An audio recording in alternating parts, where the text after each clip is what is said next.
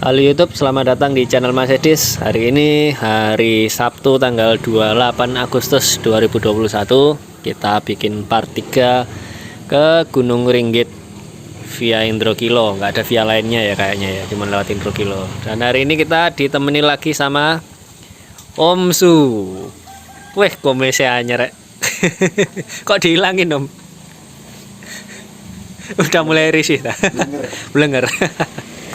Habis itu ada Om Hendra. Nih, jadi hari ini kita adalah remedial ke Puncak Ringgit karena yang terakhir waktu di part 1 itu kita kena musim hujan, rawan petir, akhirnya harus balik kanan. Jadi kita ini remedial. Lah, untuk perjalanan ini akan kita mulai dari pertapaan Indrokilo ya. Kalau mau lihat jalurnya silahkan tonton part 1 dan part 2 terlebih dahulu. Oke, kita langsung ke pertapaan Indrokilo. 1 jam 45 menit kita jalan santai. Mana nggak kelihatan. Nah, kita sekarang ada di pertapaan Indrokilo 1418, sudah jalan 3,5 km. Dan sekarang waktunya kita lanjutkan ke puncak.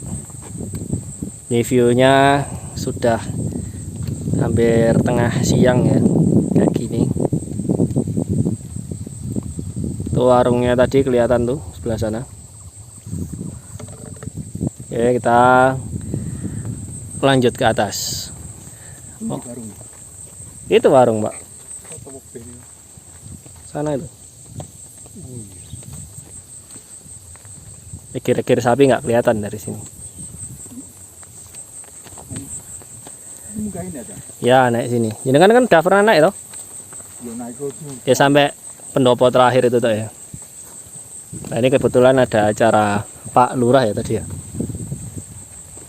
Nanti di atas rame-rame orang. Monggo Le.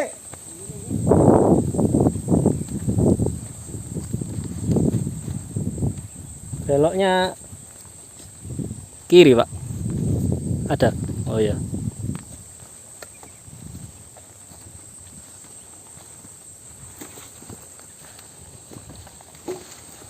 Sekarang 67 tahun Om ya?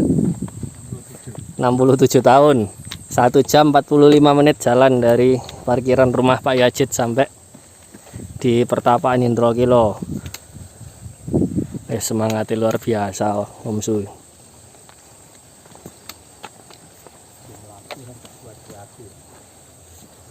Pokoknya jalannya santai, nggak ngoyo, jadi nggak banyak berhenti.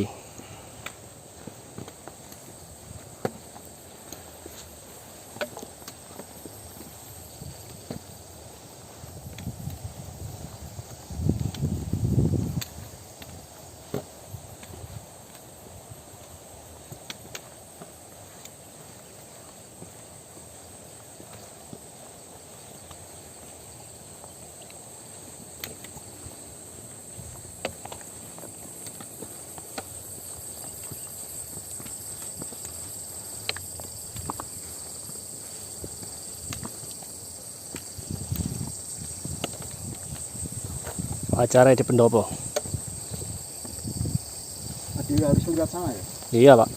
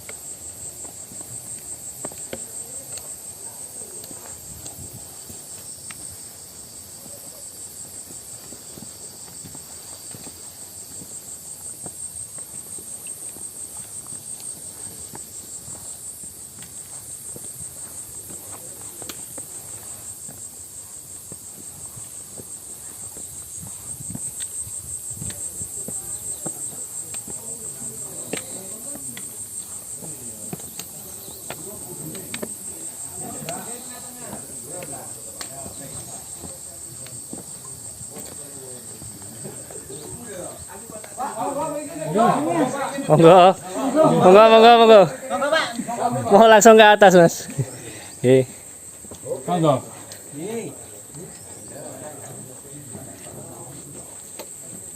Cara syukuran. Syukuran.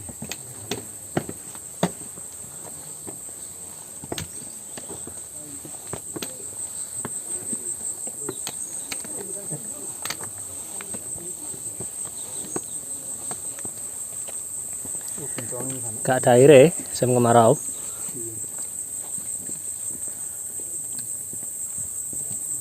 Judulnya apa ini? Candi apa? Gak ada ya?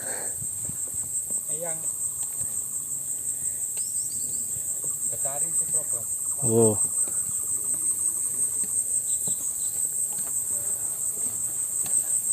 Terakhir kemarin saya part 1 sampai sini, Pak. Ke atas lagi belum pernah.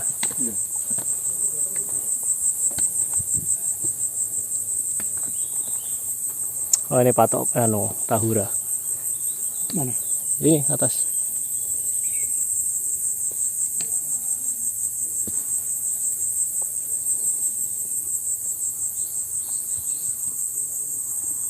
Ah, dari sini konturnya langsung berubah.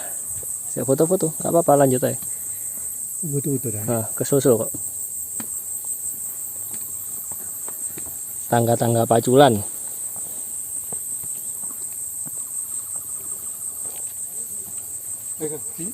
Hei. Kapan deh? Diceluk mang apa?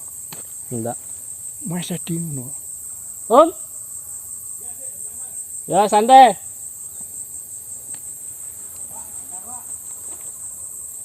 Oh, nggih, Pak.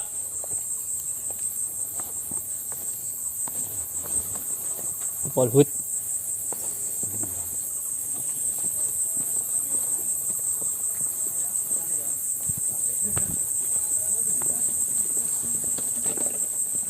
Kameramu juga juga.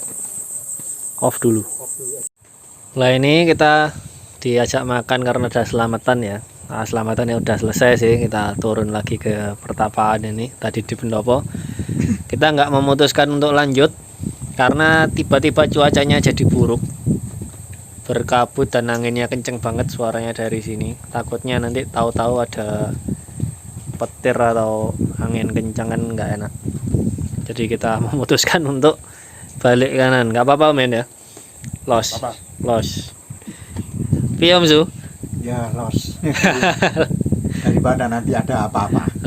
Ini for your information, sampai ke sini adalah 1 jam 45 menit waktunya Om Su. Ya sudah, kita review jam tangan aja mumpung di sini. Kali ini kita akan membahas tentang beberapa yang suka bertanya di kolom komentar video saya. Mas, jamnya pakai jam apa itu kok api? Nah, ini akan saya jelaskan, tapi tidak video review yang mendalam ya. Ini hanya curhat pengalaman aja. Kalau video review tentang barang ini Anda bisa lihat di review channel lain tuh mungkin lebih lengkap. Cuman ini adalah beberapa hal yang perlu Anda perhatikan sebelum Anda memutuskan untuk beli jam yang sama seperti saya ini. Jadi ini adalah smartwatch dari merek Amazfit. Tipenya tipe T-Rex Pro. Jadi ini adalah jam yang sudah mengantongi sertifikat military grade, anti debu, anti panas, anti air, dan lain sebagainya. Jadi andai kata jam ini katakanlah tenggelam sampai sekian ratus meter, jamnya nggak mati, kita duluan yang mati daripada jamnya karena paru-parunya pecah. Nah, keunggulan dari jam ini adalah kita bisa menggunakan 3 macam GPS ya. Jadi ada GLONASS, ada Galileo, sama ada GPS satu lagi saya lupa. Itu tapi yang umum digunakan adalah GLONASS. Jadi di sini fungsinya dia untuk menampilkan misalkan kita kalau di pendakian itu kan biasanya kita perlu untuk jarak tempuh sudah berapa, detak jantung kita berapa. kemudian ketinggiannya sekarang berapa, itu sudah bisa dilihat. Di sini ada macam-macam pilihannya, jadi mulai dari lari, jalan kaki, treadmill. Anda bisa lihat di sini pilihan olahraganya. Nah, biasanya saya gunakan yang mendaki gunung ini. Nah, di sini dia kalau sinyalnya masih ketap-ketip kayak gini, terus go-nya ini belum hijau, berarti dia lagi posisi mencari sinyal. Nah, ini baru sinyalnya udah dapat, baru kita tekan go. Katakanlah begini. Nah, ini nanti muncul waktu kita jalannya berapa. Yang atas sendiri ini jam aslinya, jam sekarang pukul berapa, kemudian ini kondisi baterai, dan ini layarnya terkunci, tidak bisa diapa-apakan. Jadi untuk mengaktifkan dan lain sebagainya nanti pakai tombol select atau tombol back ini. Nah, seperti ini sekarang kita berada di Pertapaan Indrokilo ya. Ini sekarang ketinggiannya 1488, namun ini tidak selalu atau bisa dijadikan sebagai patokan, karena setiap perangkat GPS itu kadang berbeda-beda. Jadi saya dengan teman saya sebelahan itu bisa berbeda ya, tapi nggak terlalu jauh, paling mentok 30 meteran gitu. Makanya kalau kita di puncak dan lain sebagainya sudah ada palang berapa mdpl-nya, kadang-kadang suka beda sama ini, tapi itu nggak terlalu penting. Saya sering menggunakan ini hanya untuk detak jantung aja sih sebenarnya yang saya perlukan, untuk supaya nafas saya itu enggak ngos-ngosan. Nah, ini juga kita bisa menjeda gitu ya, jadi kita nanti terrekord berapa sih waktu totalnya keseluruhan antara jalan dan istirahat, atau dipisah waktu jalannya doang, atau dipisah waktu ininya doang, apa namanya, istirahatnya doang. Itu nanti ketahuan. Contohnya kayak gini, misalkan di sini ada riwayat saya ke tadi enggak ya. Nah, ada kompas juga, cuaca, target aktivitas. Nah, riwayat latihan ini misalkan tadi saya ke sini. Nah, ini langsung ketahuan, ini ada petanya, nanti bisa terkonek ke Strava. Cuman dia ada masalah ternyata ketika konektor ke Strava secara jarak akurat. Hanya saja waktu olahraganya nanti akan berbeda. Jadi kalau misalkan di sini 155 sekian, di Strava nanti bisa lebih cepat. Ya, saya nggak tahu itu mungkin kalibrasinya yang bermasalah atau kayak gimana, tapi kayaknya semua Amazfit seperti itu. Nah, ini total nanjaknya berapa, kecepatan rata-ratanya di sini ada, kalori yang terbakar berapa, rata-rata detak jantung berapa, maksimal detak jantung berapa, kayak gini. Nah, naiknya ketinggian dari start sampai finishnya berapa itu ketahuan di sini. Nah, ini harganya waktu itu saya beli pas ada diskon, jadi tinggal 2.400.000 sekian, hampir 2.500.000 lah, 2,5 juta kalau sama ongkirnya ya. Itu harga aslinya 3,5 juta. Cuman pas ada diskon Agustusan kemarin akhirnya saya beli, lumayan kan diskonnya hampir 1 juta. Nah, cuman ini saya beli karena pertimbangan hanya dua alasan, karena military grade nggak gampang rusak ya, terus baterainya tahan lama dibandingkan smartwatch yang lain untuk GPS-nya. Jadi ini termasuk yang bandel lah istilahnya. Walaupun fiturnya nggak selengkap lainnya. Saingan terdekatnya justru malah lebih murah, yaitu dari brand Honor GS Pro kalau nggak salah, itu malah dia lebih murah 300.000 tapi bisa road back. Jadi road back itu apa ya, kayak dia ada petanya, terus kita tadi lewat mana lah itu diulangi lagi lah, itu di jam ini tidak ada. Aslinya saya mau beli yang itu karena mengingat fiturnya jauh lebih banyak dan harganya jauh lebih murah, tapi saya nggak suka desainnya yang Honor itu karena terlalu kebapak-bapakan. Nah, kalau ini kan dia nggak terlalu maco juga nggak terlalu tua, jadi cocok lah untuk usia saya sekarang. Dengan style saya ini masih oke, kalau di foto gitu masih keren, nggak kelihatan kayak bapak-bapak. Itu aja sih alasannya saya beli. Nah, kelemahannya selanjutnya adalah dia ini kalau misalkan kita konekin Strava, yaitu agak susah akuratnya dari waktu. Jadi kadang-kadang orang yang nge-like di Strava saya itu kaget kan, loh kok bisa secepat ini larinya ngebut ah. Enggak, padahal bukan larinya yang ngebut, tapi ada perbedaan antara catatan waktu yang di jam ini di aplikasi bawaannya dengan yang terupload di Strava. Gitu sih. Tapi ini jam lumayan untuk bikin file GPX, bikin peta digital itu udah bisa lah. Yaudah, kurang lebih kayak gitu aja. Fitur yang lain yang agak spesial di era COVID ini ya, dia bisa mengukur SpO2. SpO2 itu kadar saturasi oksigen dalam tubuh kita. Jadi berapa persennya itu kita bisa ukur, tapi itu manual. Jadi nggak selalu on kayak alat yang dijepit di ujung jari itu. Karena nanti hemat baterai kalau manual lu dibandingkan yang otomatis. Oh ya, ini tips juga kalau terkadung beli jam ini. Biasanya kan, wah kok saya pakai nggak sesuai sama klaimnya waktu standby-nya. Kok ini baterainya lebih cepat habis. Itu karena teman-teman masih nyambung ke HP pakai Bluetooth. Jadi kalau mau kondisi terhematnya, kemarin saya sudah pakai ke Jambewangi ya, Gunung Raung itu selama 4 hari. Itu baterainya awet banget, paling ngecas cuman sekali, itu pun hanya nggak sampai 1,5 jam sudah full lagi.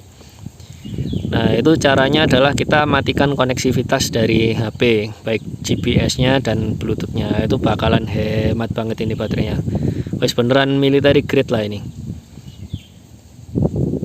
Ya kira-kira begitu. Kalau tampilan bisa dipilih-pilih sesuai selera, ada di aplikasinya itu. Kurang lebih kayak gitu sih.